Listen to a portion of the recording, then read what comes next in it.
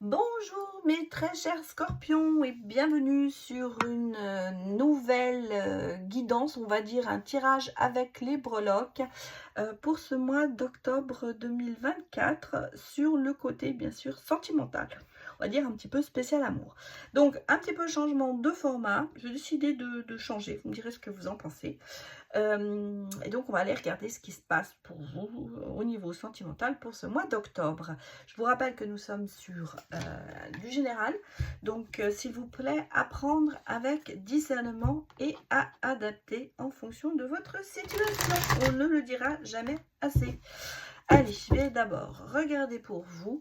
Eh bien, je ne vais pas tirer beaucoup de cartes, mais je vais regarder un message des anges gardiens. Ensuite, on ira voir deux petites cartes sur le sentimental pour vous. Voilà, alors, ça démarre. Nous avons le 7 de l'émotion.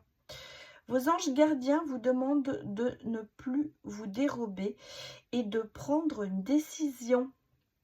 Vous avez peut-être déjà choisi, mais vous ne le faites pas savoir de peur de fâcher quelqu'un.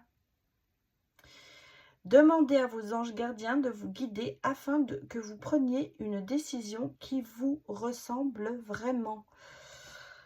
Ah, mes chers scorpions, est-ce que vous êtes dans une relation en ce moment où vous ne vous sentez pas bien et vous avez peur de dire à l'autre que justement ça ne va pas?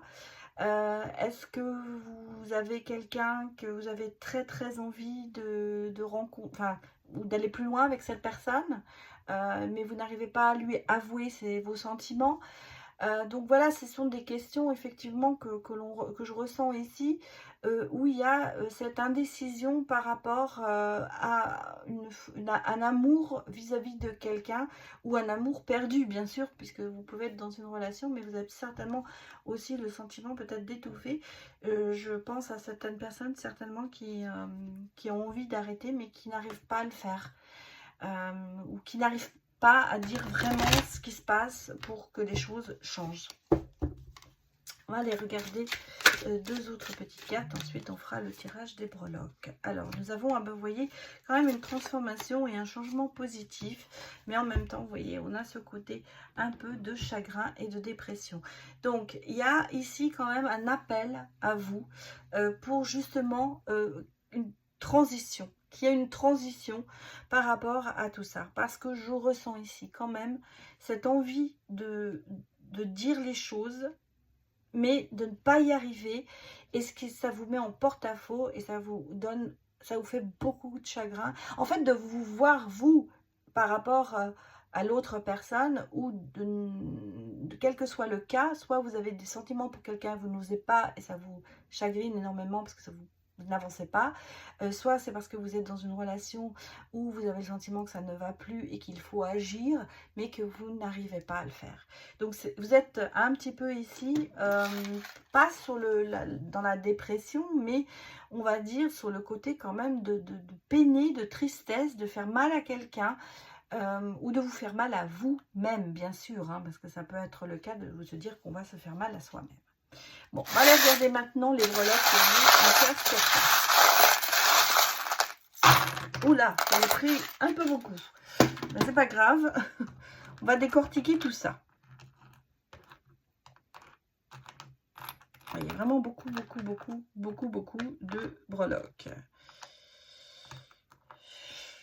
On va essayer de décortiquer. Ouais, voyez, regardez. Ici, ça ressort très vite. Hein. Ce côté de ne rien dire, de ne rien entendre, de ne rien voir, de refuser de voir la vérité en face, il ressort ici au niveau sentimental très important. Pourquoi? Vous vous protégez, ça c'est clair. C'est une façon de vous protéger. On a le sentiment ici que vous avez envie de guérir, vous avez envie d'aller vers quelque chose, de repartir, on va dire, à nouveau sur quelque chose d'autre. Surtout, beaucoup de chagrin. Moi, j'ai du chagrin ou ça peut être aussi une croyance. Hein. Et vous voyez, regardez, au fond du puits, des relations, il y a quelque chose qui ne va pas ici. Hein. Il y a ce côté obsessionnel peut-être qui est là. Ce côté de se dire,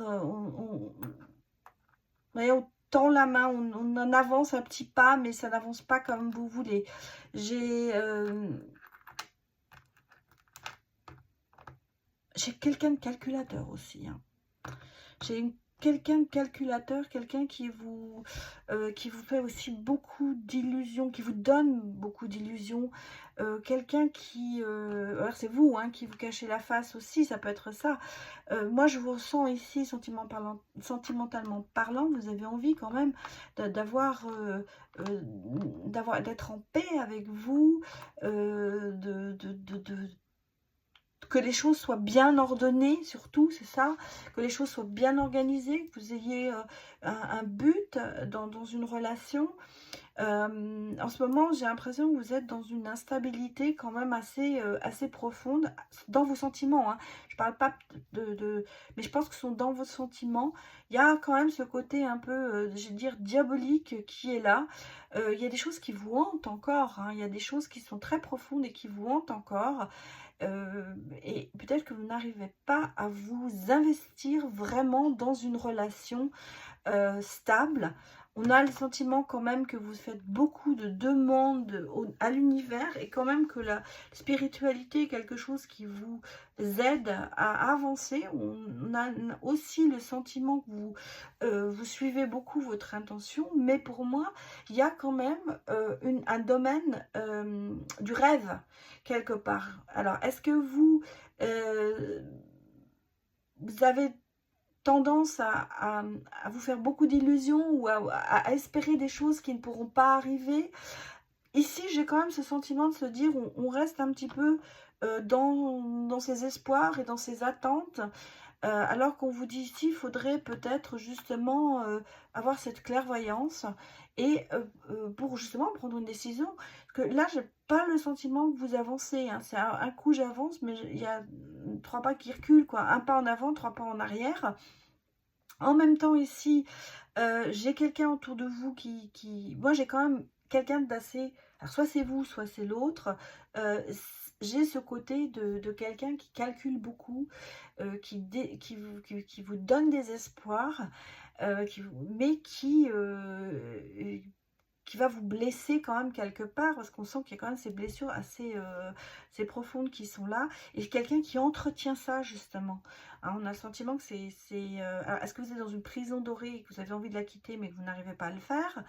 En tout cas, c'est ici, vous voyez, on a ce côté de se dire, il faut faire un choix, mais dans quel sens? Il y a une guérison qui arrive quand même ici. Moi, je vois que, bon, on a aussi le côté un peu toxique, hein, parce qu'on sent qu'il y a de la toxicité. En même temps, je pense que vous êtes très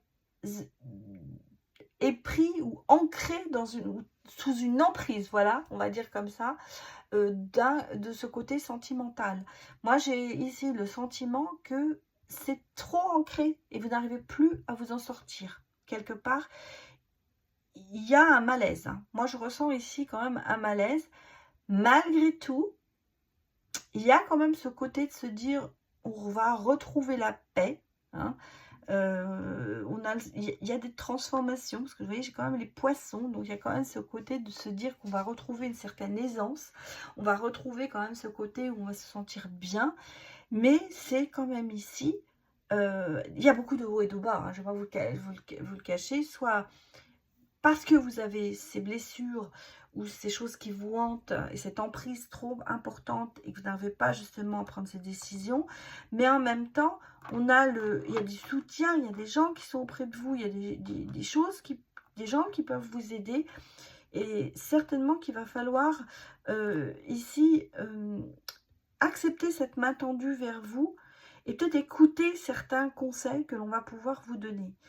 J'ai l'impression ici que dans votre esprit, il y a beaucoup de choses qui s'en mêlent et que c'est une instabilité. On arrive on est sur vraiment une instabilité sentimentale importante. Il y a quand même ce côté de se retrouver.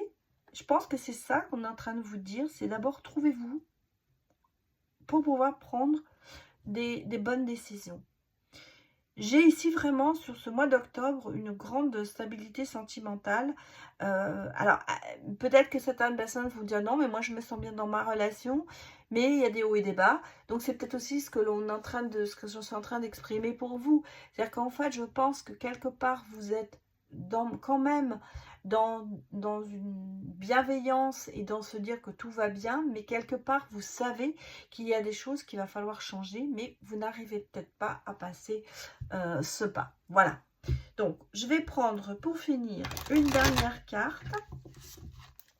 On va voir ce que l'on nous donne comme information pour vous, mes chers scorpions. On parle de coup de foudre quand même. Hein. Et je l'ai là aussi, le coup de foudre. Hein. Donc, vous voyez, puis on parle ici en dos deck de puissance, de force. Donc, est-ce que c'est un coup de foudre vraiment avec cette personne? Mais en même temps, quelque chose, vous savez qu'il y a quelque chose qui cloche. Voilà, moi c'est un peu ce qu'on est en train de me dire, c'est que c'est quelque chose, il y a eu un coup de foudre par cette personne, et soit vous n'arrivez pas à le dire, parce qu'il y a des tas de choses qui se passent dans votre tête, il y a des illusions, il y a des tas de choses, il y a des rêves, il y a le passé, il y a tout qui se mélange, soit c'est une relation dans laquelle vous êtes, vous avez eu un coup de foudre pour cette personne, mais quelque part vous vous apercevez que les choses ne fonctionne peut-être pas comme vous l'auriez voulu.